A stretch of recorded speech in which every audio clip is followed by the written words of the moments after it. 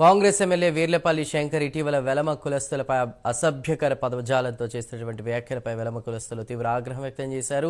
మహబూబాబాద్ జిల్లా వెలమ కులస్తులు ఎమ్మెల్యే శంకర్ పై Mahabubabad town police స్టేషన్లో ఫిర్యాదు చేశారు. కాంగ్రెస్ పార్టీలో ఉన్న వెలమ కులస్తులు పార్టీలకు అతీతంగా అందరూ ఎమ్మెల్యే శంకర్ పై పోరాటం చేయాలని వెలమ కులస్తుల నాయకులు అన్నారు.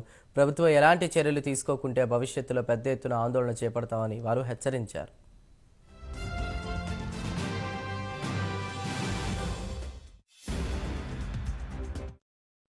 వారిని ఎమ్మెల్యే అని పలకాలన్నా కూడా పలకలేని పరిస్థితిలో ఉంది.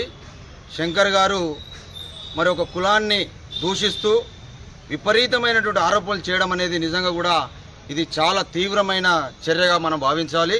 ఎందుకంటే ఈరోజు తెలంగాణ సంస్కృతిలో మరి ఏ కులమైనప్పటికీ కూడా మనము వరుసలు పెట్టుకొని పిలుచుకునేటువంటి సంస్కృతిలో ఉన్నటువంటి ఈ తెలంగాణలో మరి ప్రజాస్వామ్యంలో మరి ఒక కులాన్ని ఈ విధంగా దూషించడం అనేది నిజంగా కూడా చట్టరీత్యా చాలా సీరియస్గా తీసుకోవాల్సిన అవసరము.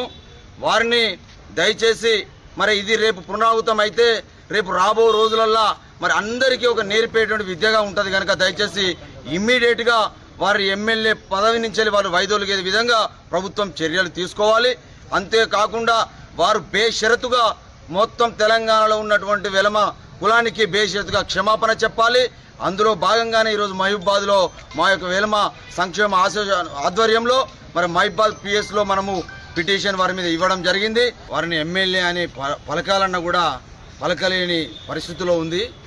శంకర్ గారు మరి ఒక కులాన్ని దూషిస్తూ